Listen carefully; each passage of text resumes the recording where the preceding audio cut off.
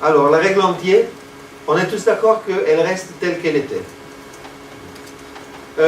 Quand le problème devient un peu complexe, ce n'est pas le cas là, évidemment, mais je vais le faire quand même juste pour vous montrer un peu de, entre guillemets, bonne pratique d'implémentation. Moi, je me construis un petit exemple de ce que j'entends sortir de passer par l'inlet. Donc là, par exemple, j'imagine que, ou ça peut être même comme ça, par exemple, une valeur possible pourrait être 5 et une autre valeur possible pourrait être 8. Ok?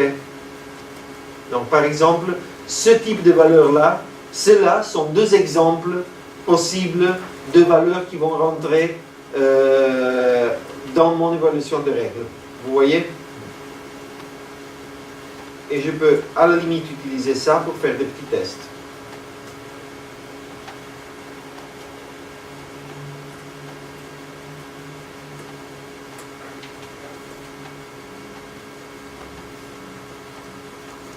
Ok, 5 c'est bon, 8 c'est bon, 4 c'est pas bon. Vous voyez? Ça c'est juste pour testing. Ok? Mais une fois que le problème devient complexe, que vous avez beaucoup de règles et que les règles sont complexes, après je vais vous montrer le choral car c'est assez intéressant de ce point de vue. Il y a des règles qui sont des véritables patchs, avec des boucles, avec des trucs dedans, etc. Il y a même une règle qui contient un résoluteur de contrainte à son intérieur. Vous voyez, donc là, ça devient rigolo. Une fois que la règle est complexe, c'est pas mal d'avoir la possibilité de faire ces petits tests.